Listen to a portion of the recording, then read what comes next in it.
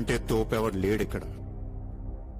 నీకేదనిపిస్తే వచ్చి ఎవడి మాట వినొద్దు, మనిషి మాట అసలు వినొద్దు. నీ టార్గెట్ 10 మైల్స్ అయితే aim for the 11th mile.